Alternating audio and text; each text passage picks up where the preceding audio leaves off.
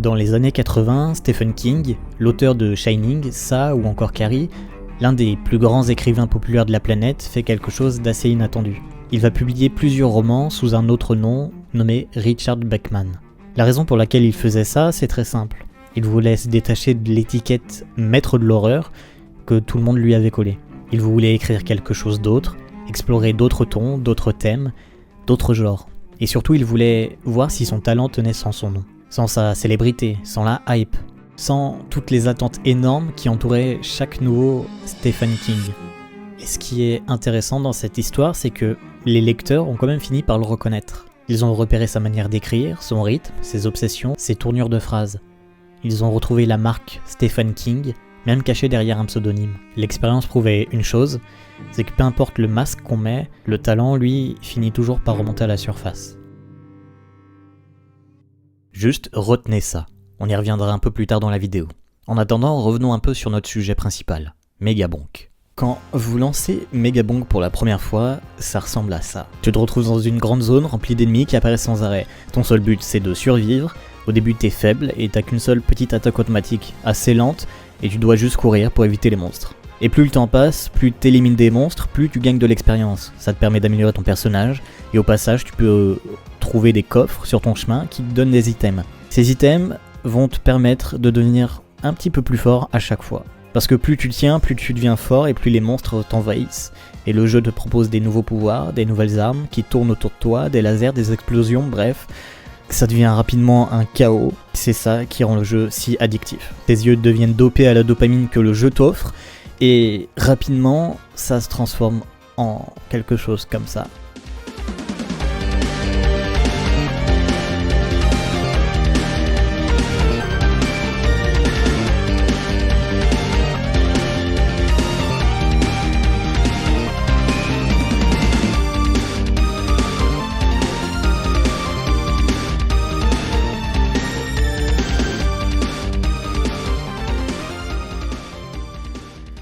En gros, c'est un jeu de survie. Pour ceux qui connaissent déjà, il y a eu Vampire Survivor qui était premier du nom, qui a fait ce concept. Et en soi, Megabonk n'a rien réinventé. Il a juste réutilisé un principe qui fonctionnait, mais il a très bien réutilisé ce principe.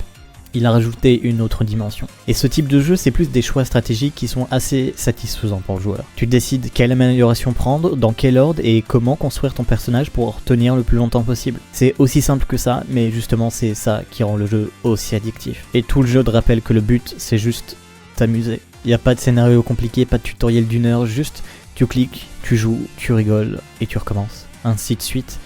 Et l'addiction commence.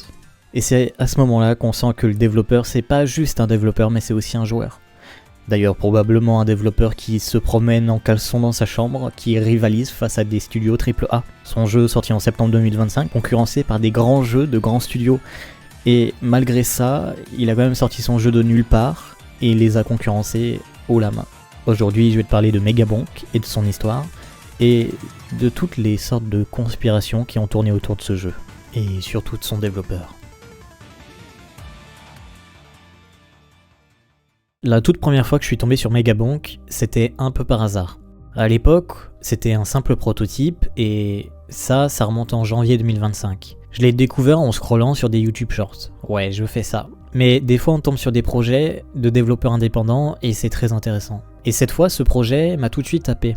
Un développeur solo qui sort de nulle part et qui présente un jeu visuellement fun et immédiatement accrocheur. Et ça se remarque vite. Alors j'ai commencé à suivre son compte, un peu de loin, mais je suivais l'avancement du projet.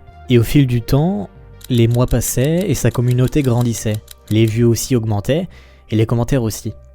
Et surtout, les interactions avec le développeur devenaient de plus en plus fortes. On assistait littéralement au développement du jeu en direct.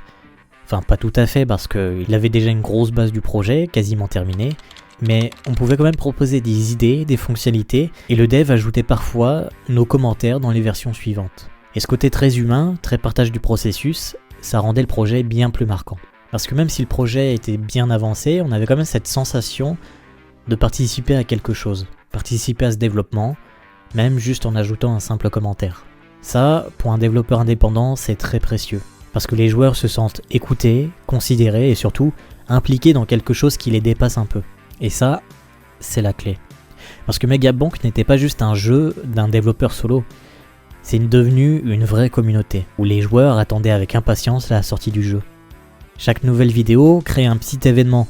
Les gens réagissaient, proposaient et partageaient même des mèmes. Le développeur avait fondé tout un Discord même pour rassembler toute cette communauté.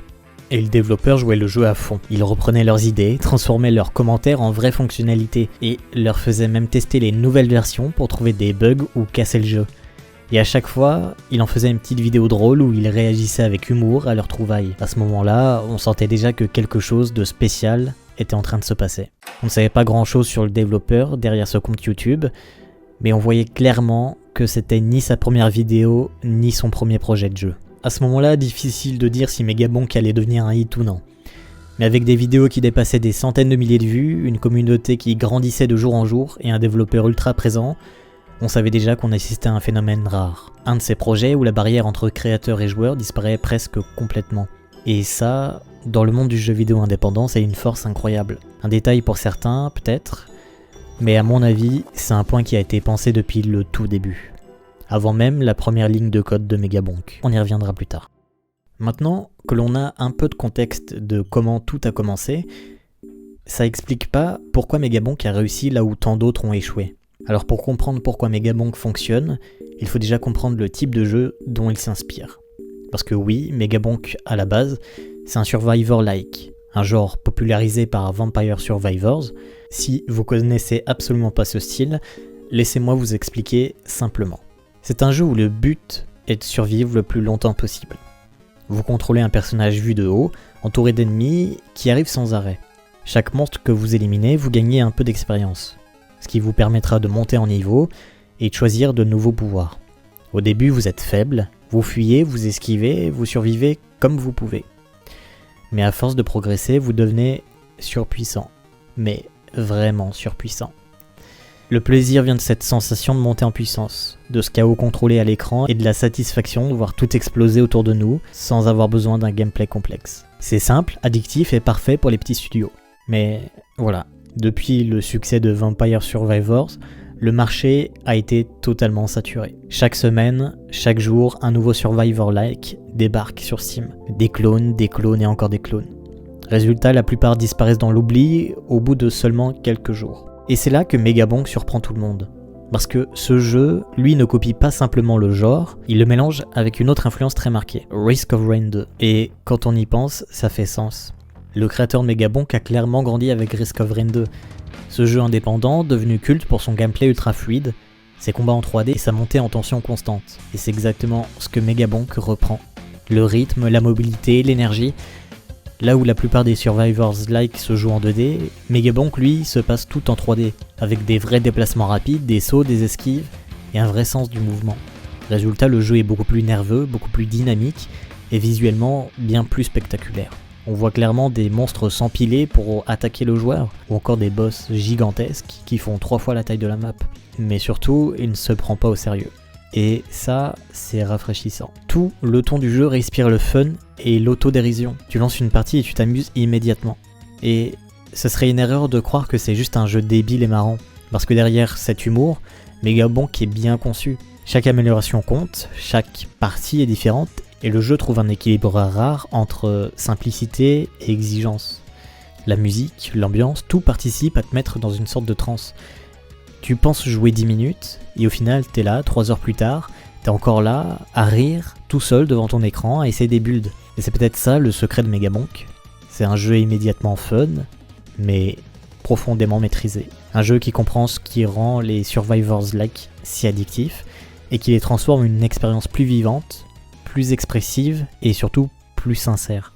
Parce que derrière tous ces mèmes et son ton absurde, on sent une chose, c'est que le développeur savait exactement ce qu'il faisait. Toutes ces petites vidéos où il présente un chaos qui a été trouvé dans son jeu, tout le petit bug d'un joueur qui a été testé, et si tout ça, ça avait été fait exprès.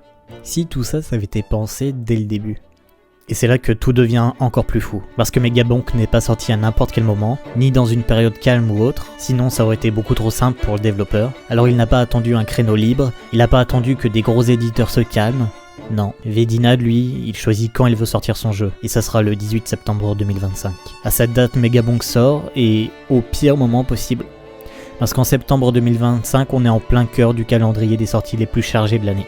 C'est simple, c'est une période où les mastodontes du jeu vidéo se battent littéralement pour exister. Un mois avant, on avait la Gamescom, et pendant que tout le monde attendait Borderlands 4, Dying Light, Silksong, ou encore Hades 2, pendant que l'actualité était déjà entièrement colonisée par les blockbusters, Vedinad, lui, dans la continuité de son personnage, s'est simplement dit « On s'en fout, mon jeu va sortir, un point c'est tout ». Et je sais pas si vous vous rendez compte du niveau de confiance du gars. Il sort de nulle part, et se dresse tout seul, avec son épée en bois face à des mastodontes. Ça montre vraiment que Vedinad, soit il est complètement fou, soit il sait exactement ce qu'il est en train de faire, et que dans tous les cas, il sait déjà que son jeu va marcher. Et malgré les commentaires de mise en garde de sa communauté, lui, il va continuer. Il va sortir son jeu le jour où il l'avait annoncé. Sans marketing coûteux, lui, il va juste poster quelques shorts YouTube, monter dans sa chambre, face à des jeux qui, eux, ont dépensé des centaines de millions de dollars en développement et en pub. Borderlands 4 has more than twice the development budget than Borderlands 3. More than twice. On parle quand même de rivaliser face à des jeux comme Borderlands 4 qui par exemple aurait coûté un budget estimé à 300 millions de dollars, avec plus de 150 millions d'euros de revenus générés, des campagnes promo qui s'installent sur des années, et en face il y a Megabonk, un jeu qui coûte 10 €, développé par une seule personne, et qui génère plus d'1 million de copies vendues en seulement 2 semaines. Est-ce que vous voyez vraiment le contraste? Et comme si juste ça ne suffisait pas, le style même du jeu joue contre lui, parce que le Survivor-like, à ce moment-là, c'est déjà un océan de clones. Et ça, Vedinad, lui, il le sait très bien. Sur Reddit, des fans de ce Survivor-like recensent plus de 900 jeux sur Steam. Ils disent même en voir des nouveaux chaque semaine, voire même chaque jour. Le genre est tellement saturé qu'il n'y a même plus de place pour les copies paresseuses. Sortir un Survivor-like en 2025, c'est quasiment impossible. Soit il faut être complètement fou, comme Vedinad, soit tu as tellement confiance en ton projet que tu fonces les yeux fermés, mais que dans tous les cas, soit tu risques de te manger un mur de concurrence solide, soit tu arrives à te démarquer en faisant simple, mais innovant. Pourtant, en sachant tout ça, Vedinad, lui, y est allé. En théorie, Megabonk devait absolument pas marcher. Il avait aucune chance. Le jeu sort au pire moment de l'année, avec un style déjà saturé, il n'y a aucune chance que ça marche. C'est précisément dans ce chaos, dans ce moment où tout jouait contre lui, que Megabonk a commencé à grimper. Petit à petit, jour après jour, comme s'il refusait simplement de rester dans l'ombre. Comme si le jeu s'était dit « Non, pas cette fois, je vais exister ». Comme si Megabonk jouait à son propre jeu, mais lui, il devait simplement survivre face aux vagues de jeux AAA, et son seul but, c'est de survivre. Et les chiffres commencent à tomber, les ventes explosent, les avis sont unanimes, le bouche à oreille s'emballe, des vidéos sortent. Oh my Jesus! C'est un jeu qui te rend hyper addict, c'est un mélange un peu Brotato, Vampire Survivor, mais version 3D. Ça a l'air ouf, ça a l'air trop bien. Le jeu a l'air objectivement bien. Et Megabonk passe donc de petits projets solo à 10 balles à un phénomène organique, propulsé uniquement par sa communauté et par sa différence. Et ce succès, forcément, il ne reste pas sans conséquences, parce qu'en quelques semaines, ce jeu propulse son créateur, Vedinad, dans le cercle très fermé des développeurs indépendants à succès. Ceux qui ont commencé dans l'ombre et qui un jour, d'un coup, passent d'un statut de dev solo obscur à un phénomène culturel. Mais ce que je trouve fascinant dans cette histoire, c'est que tout donne l'impression que ce destin était déjà tracé d'avance, comme si le script était déjà écrit, comme si Vedinad savait exactement où il allait, avant même d'écrire la toute première ligne de code de Megabonk. À ce moment de la vidéo, je voudrais qu'on marque une petite pause. Juste quelques secondes pour prendre un peu de recul. Parce que là, on a une question qui se pose. Qu'est-ce qui vient réellement de se passer? Ok, tout ce qui va suivre pour le moment, ce ne sont que des théories. Rien n'a été officiellement prouvé ni confirmé par les auteurs. Mais peut-être que dans les prochains mois, prochaines années, on aura une confirmation. Je vous ai caché des choses. En réalité, sur les vidéos de Vedinad, certains types de commentaires devenaient récurrents. Des questionnements et des spéculations ont commencé à faire surface. Très vite, la communauté a commencé à se poser des questions. Parce que ce Vedinad, ce dev, sorti de nulle part, il y a quelque chose qui cloche chez lui. Les gens commençaient à se demander qui est vraiment ce Vedinad. Tout était trop parfait et beaucoup trop similaire à du contenu d'autres youtubeurs anglophones dans le milieu. Et des commentaires comme Welcome Back Danny ont commencé à faire surface. C'est devenu le point de départ d'une gigantesque théorie. Mais qui est ce Danny ?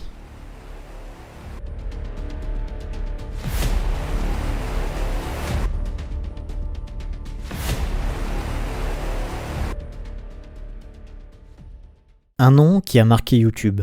Un créateur qui a redéfini à lui seul ce que pouvait être une vidéo de développement de jeu. Lui, c'est Daniel Souman. Sur internet, on le connaît sous un pseudo devenu mythique. DannyDev. Il va débarquer sur YouTube vers 2019, et au début on ne sait presque rien de lui. Juste un jeune développeur norvégien, encore étudiant à l'époque, qui bidouille des prototypes sur Unity dans sa chambre étudiante. Il va poster des vidéos très brutes, très simples, où il présente du code, un peu d'humour et beaucoup de passion. Je me souviens encore de la première vidéo qui avait explosé à l'époque. Il mélangeait vlog et devlog. Il filmait ses journées, où le matin il développait sur ses projets de jeux vidéo perso, et la journée il allait en cours. Il filmait son écran, ses galères, et immédiatement j'ai accroché au personnage. Il avait quelque chose de magnétique, un mélange de talent, d'humour et d'autodérision qu'on ne voyait presque nulle part ailleurs. Et les années passent, Danny continue de poster et à chaque nouvelle vidéo, ça monte d'un cran. Toujours plus impressionnant, plus maîtrisé, plus drôle et plus unique. Il va notamment se démarquer totalement de tout ce qui existait dans la scène du game dev indé sur YouTube. À une époque où les devlogs étaient souvent techniques, lents ou trop sérieux, lui va transformer tout ça en un véritable spectacle. VR headset is, it means virtual reality. So basically it's just reality in virtual. Yeah, you're welcome. Explanation. What's up, gamers? Adding multiplayer to a game is kind of like looking myself in the mirror. It's pretty painful. Now, when you upload an app, you have to be professional about it and make sure it's suitable for the Google Play Store. Is what a nerd would say. Haha, cargo and Google accepted it for some reason. Fucking rune drift skirt boom. It's so bad. I love it. Very professional. Et le succès finit par arriver. Pas d'un coup, mais par accumulation, par innovation et par persévérance. Jusqu'au moment où chaque vidéo devenait un véritable événement, réunissant des millions de personnes. Et Danny transforme le game dev en un véritable divertissement pur. Play with a bunch of my friends and we're gonna take him down and collect all of the gems. Should be pretty easy to do. There's a guardian on me. Help! Run, you fool!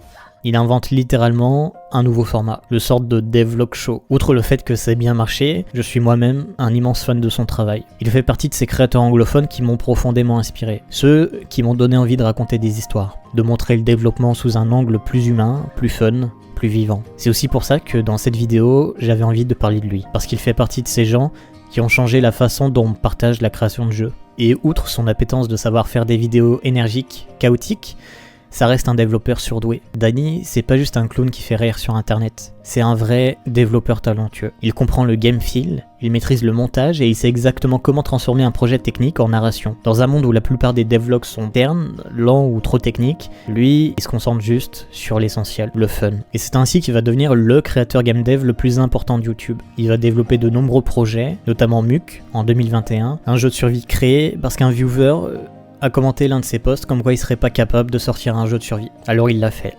Résultat, des milliers de téléchargements sur Steam. Il est capable de créer des jeux que les gens jouent vraiment. Et puis arrive Crab Game, un projet développé en quelques semaines juste pour parodier Squid Game, au moment où la série était partout. Une blague et un jeu fait pour s'amuser à la base, pour rigoler ou pour rassembler des potes. Et pourtant, Crab Game va devenir un raz-de-marée mondial. Why is my team doing you so bad? You're so bad! No!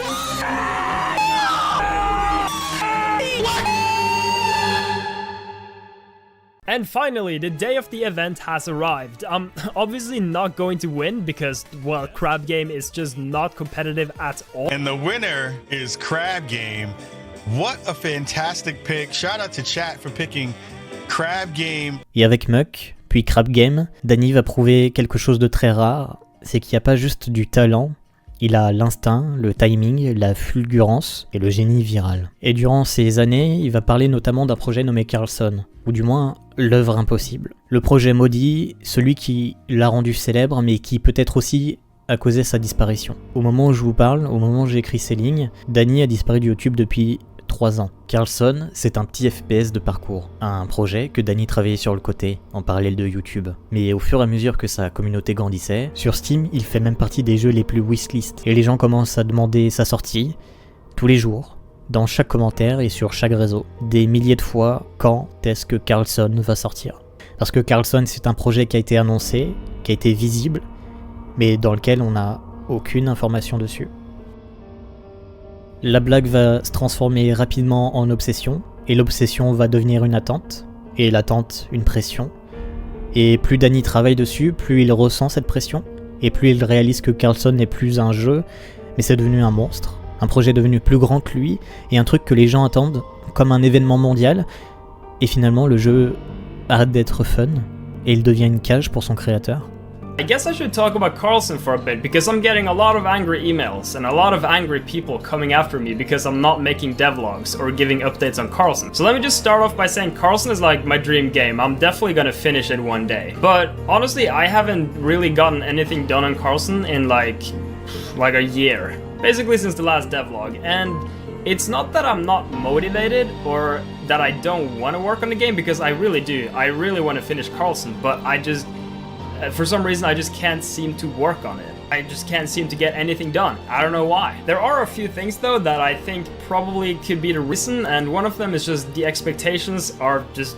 they're like way too high. They're extremely high. There are at the very least hundreds of thousands of people, if not millions of people waiting. And so the pressure is... it's kind of insane. Et après tous ces événements, à la suite de Crab Game, en 2021, quelque chose d'étrange va changer. Il poste moins, parle moins et travaille en silence longtemps.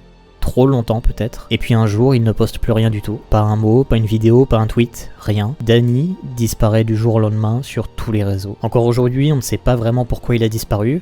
Il n'y a pas vraiment de réponse officielle, mais plusieurs facteurs se recoupent. Certains supposent un burn-out créatif. Ces vidéos étaient surhumaines à produire. L'écriture, le développement, le tournage, le montage, bref.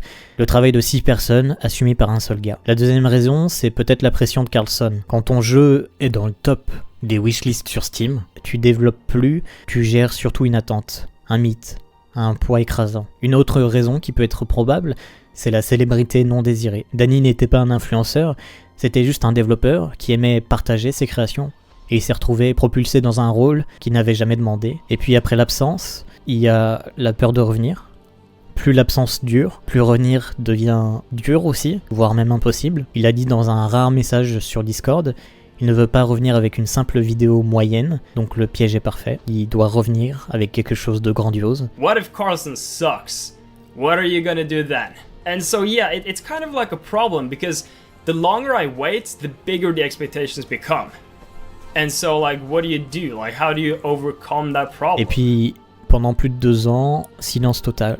Plus de vidéos, plus de messages. Carlson reste figé sur Steam. On n'a pas de nouvelles actualités, pas de mises à jour qui sont présentées. Danny devient alors un fantôme, une légende du game dev, un créateur disparu au sommet de sa gloire.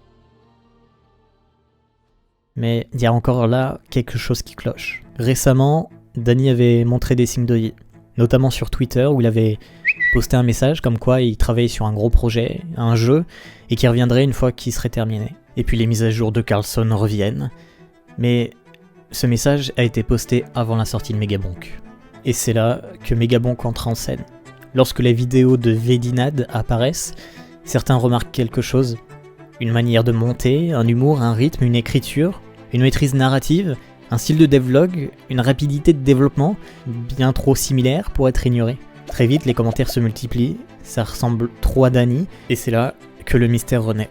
Les gens commencent à fouiller, comparer, analyser, disséquer chaque détail, et puis plus ils regardent, plus les ressemblances deviennent évidentes. Vedinad mentionne lui-même le fait de s'inspirer de Danny, mais les références sont beaucoup trop fortes. C'est bien plus qu'une inspiration, à ce niveau-là, c'est carrément une réincarnation. For all my technical boys out there, here's how it's optimized. We use a centralized controller to tick every single enemy instead of using every unit. I did run into an issue though, where if you destroy an object that you're holding, you get a lot of errors. Like, a lot of errors. So I just found the code that was telling me there was an error and On retrouve le même style d'écriture dans les scripts, les mêmes structures dans les vidéos, les mêmes ambiances, les mêmes gimmicks, les mêmes dynamiques dans la narration, les mêmes assets graphiques dans les miniatures, tout est ressemblant. Et puis le détail qui va trop loin, et qui est évident depuis le début sous nos yeux, Vedinad, Danny Dev, une coïncidence qui sonne comme un simple clin d'œil, mais qui est beaucoup trop appuyée, beaucoup trop visible. Et alors là, les spéculations explosent, et les théories deviennent de plus en plus absurdes. Tout le monde confirme que Vedinad, c'est 100% Danny qui est dissimulé derrière ce personnage. Vedinad est soit super fan de Danny, ultra talentueux et qui a volontairement tout copié. Peut-être que c'est un proche de Danny, qui utilise son style, ses assets. La théorie la plus probable, c'est juste Danny lui-même. Et certains creusent tellement l'identité derrière Vedinad qu'ils trouvent des preuves qui sont difficiles à balayer comme des simples coïncidences. Les deux sont norvégiens, les deux seraient daltoniens, le style de mouvement de Megabonk est un copier-coller de Carlson, le son quand on monte de niveau c'est le même que dans Muck, et Vedinad possède Carlson dans sa bibliothèque, ce qui n'est possible que si Danny lui-même lui a donné une clé, ou si c'est simplement Danny. Et puis certains analysent les anciens devlogs de Danny et les comparent aux vidéos de Vedinad. On y voit des décors qui s'y ressemblent beaucoup de coïncidences peut-être, mais tout le reste, ça devient compliqué. La voix de Vedinad, c'est pas celle de Danny. Et pendant tout ce temps, certains continuent d'approfondir cette théorie, jusqu'à ce que même une personne ralentisse la voix de Vedinad, la nettoie, retire certains filtres, et ce qu'on entend, c'est quelque chose d'étrangement ressemblant à Danny, comme si une intelligence artificielle avait été utilisée pour changer la voix. Il reste aucune place au doute. Vedinad est Danny. Mais alors pourquoi ? Pourquoi s'être caché ? Pourquoi toute cette théorie ? Deux explications dominent. On le sait, Danny travaillait sur Carlson, et ça depuis des années. Et revenir avec un nouveau jeu, alors qu'il n'a toujours pas fini Carlson, c'est comme s'exposer à des torrents de commentaires toxiques, comme il a pu avoir avec le passé. Il l'a déjà dit, il n'arrive plus à travailler sur Carlson, le projet est devenu trop gros, trop lourd, trop attendu, ce qui crée un moyen de se libérer de ce poids. Et on sait que Danny a disparu pendant des années, mais que récemment il avait publié des tweets ou des messages indiquant qu'il terminait un projet de jeu et qu'il reviendrait très bientôt. Peut-être une mention sur Megabonk, et comment il a développé ce jeu sans utiliser son image de youtubeur. Et puis récemment, le développeur, Vedinad, a refusé lui-même la nomination de son jeu Megabonk au Game Award. Il a sous-entendu qu'il n'était pas débutant en développement indépendant. Ce n'est pas son premier jeu, parce qu'il a déjà publié d'autres jeux sous un autre nom. Et au fond, la vraie question n'a peut-être jamais été « Est-ce que Vedinad est Danny ?» Parce que, on le veuille ou non, la réponse importe moins que cette histoire raconte. Ce qu'on a vu avec Megabonk, ce n'est pas juste le succès improbable d'un petit jeu indé à 10€, perdu au milieu d'une tempête de AAA et d'un genre saturé jusqu'à l'écœurement. Non, ce qu'on a vu, c'est la preuve que le talent finit toujours par trouver un chemin, comme Stephen King sous le nom de Richard Bachman, comme un créateur qui enlève son nom, son passé, sa notoriété, pour voir si, sans le poids de l'attente, il peut encore créer librement.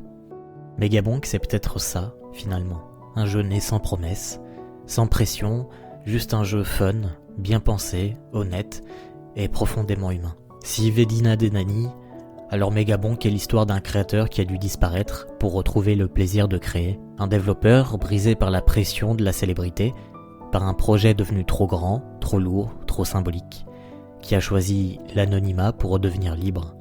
Et si Vedinad n'est pas Danny, alors c'est tout aussi fascinant, parce que ça veut dire qu'un autre développeur a compris parfaitement ce qui faisait la force de Danny. Le rythme, le ton, l'humour, la relation avec la communauté, et surtout, la sincérité. Dans les deux cas, le constat est le même. Parce que Megabonk nous rappelle que un jeu n'a pas besoin de millions pour exister. Un développeur n'a pas besoin d'un studio pour marquer les esprits, et une communauté n'a pas besoin d'être immense pour être puissante. Il suffit parfois d'une bonne idée, d'un vrai dialogue avec les joueurs, et du courage de sortir un jeu, quand tout le monde te dit que c'est le pire moment possible. Megabonk est bien plus qu'un jeu, c'est un symbole. Le symbole que dans une industrie saturée, fatiguée, standardisée, il reste encore de la place pour des projets imparfaits, humains, créés avec passion. Et peut-être que c'est ça au fond le vrai héritage de Danny. Pas Carlson, pas les mèmes, pas les millions de vues, mais l'idée que créer doit rester un plaisir, pas une prison. Et finalement, peu importe qui se cache réellement derrière Megabonk, une chose est sûre, ce jeu n'est pas apparu par hasard, il est le résultat de tout ce que Internet, le game dev et la création indépendante peuvent produire de meilleur. Et ça, c'est peut-être la plus belle histoire de toutes.